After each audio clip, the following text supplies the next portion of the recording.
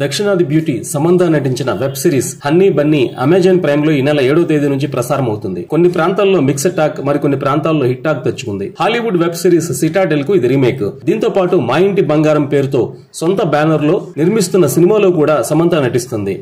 Hanny బన్నీకి సంబంధించి దేశవ్యాప్తంగా promotion కోసం పలు ఇంటర్వ్యూలు ఇస్తుంది. తాజాగా ఇచ్చిన ఓ ఇంటర్వ్యూలో తన విడాకుల గురించి సంచలన వ్యాఖ్యలు చేసింది సమంత.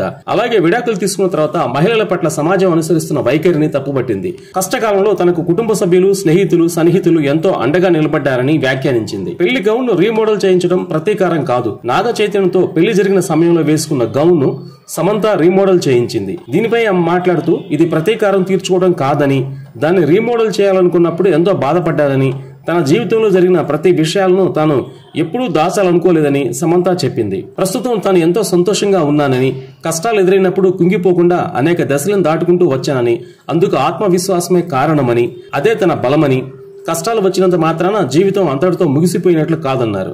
ఎక్కడైతే ముగుస్తుందో అక్కడే కొత్త జీవితం ప్రారంభం అవుతుందని సమంత చెప్పింది. నాగ చైతన్యతో విడాకులు తీసుకున్న తర్వాత సమంత తీవ్రమైన ట్రోలింగ్ కు గురైంది. భార్యాభర్తల మధ్య బంధం విచ్ఛిన్నమైతే అందరూ అమ్మాయిని నిందిస్తారని, సమాజంలో మహిళలు ఎదుర్కొన్న వివక్షత తగ్గలేదని, దురదృష్టవశాత్తు మనందరం ఇటువంటి సమాజంలో జీవిస్తున్నామంటూ వ్యాఖ్యానించింది. తనపై కూడా ఎన్నో అవాస్తవాలను ప్రచారం చేశారని, తన సన్నిహితులు ఎంతో మంది ధైర్యం చెప్పి తనను ముందుకు నడిపించారని సమంత వెల్లడించింది.